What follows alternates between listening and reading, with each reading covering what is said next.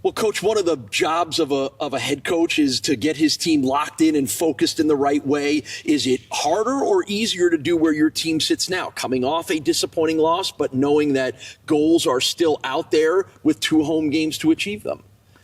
Well, I think anytime you have adversity, which we're certainly dealing with as a team right now, you fall back on the quality of the people in your organization. You fall back on your culture, which to me is your structure and the consistency of how you operate day in and day out, and adhering to the same core values and the same standards and expectations. So in all those ways, it's very much business as usual.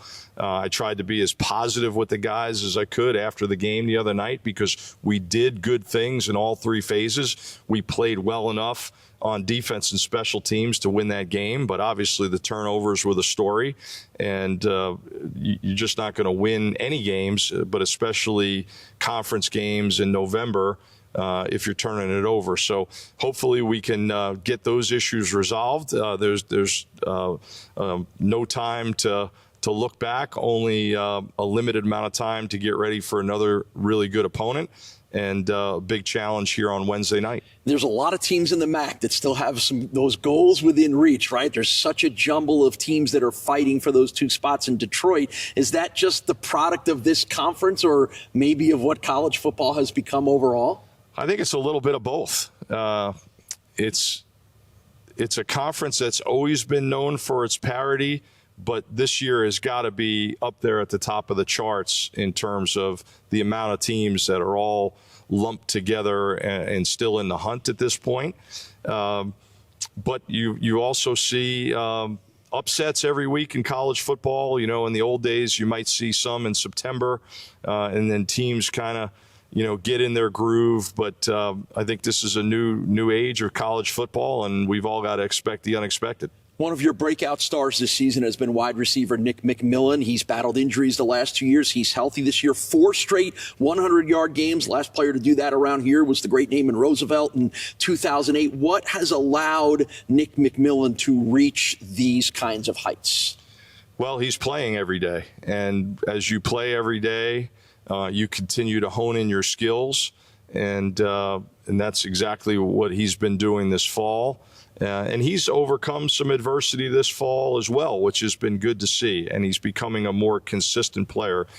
But we talk all the time about just doing the basics, just doing the simple things and doing them well and doing them consistently.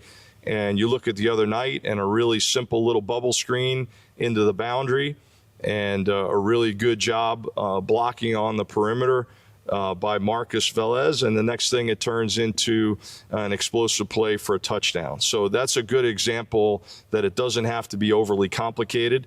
You just have to do the little things right and throw and catch and great ball security and great perimeter blocking, and the next thing you know, you're in the end zone. Joined by Bulls head coach Pete Lembo as we get you ready for the Bulls and the Miami RedHawks. The RedHawks have always been one of the most solid teams in this league. You feel like you always know the players may change, but you kind of always know what you're going to get from a RedHawks team when you play them? I think so, and that's certainly been the case since Coach Martin's been there. And they've done a great job building the program, building the infrastructure around it, and retaining players, but also bringing in some selective transfers, some really good walk-ons that help enhance their roster. So it's a good program. It's a good team from top to bottom. They've had their share of adversity this season as well. But I'm sure with the kind of culture they have in place that they'll be ready to go.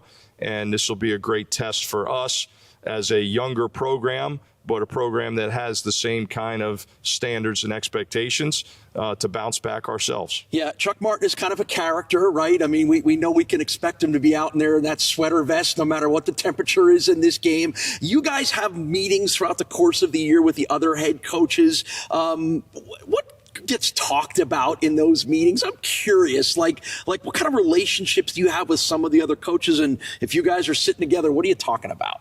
Yeah, it's a really good group of guys overall. A lot of us are kind of in the same stage of our lives, with families and whatnot. Chuck and I have always had a really good relationship going back to my days at Ball State, and I think that's because we're both very upfront guys who sort of tell it the way it is and have a lot of candid conversations. So, we don't talk all that often, but when we do, you know what you're going to get. All right, well, let's hope your only conversation in this game is congratulating his team on a good effort, but a victory for the Bulls. Good luck against Miami. Thanks so much.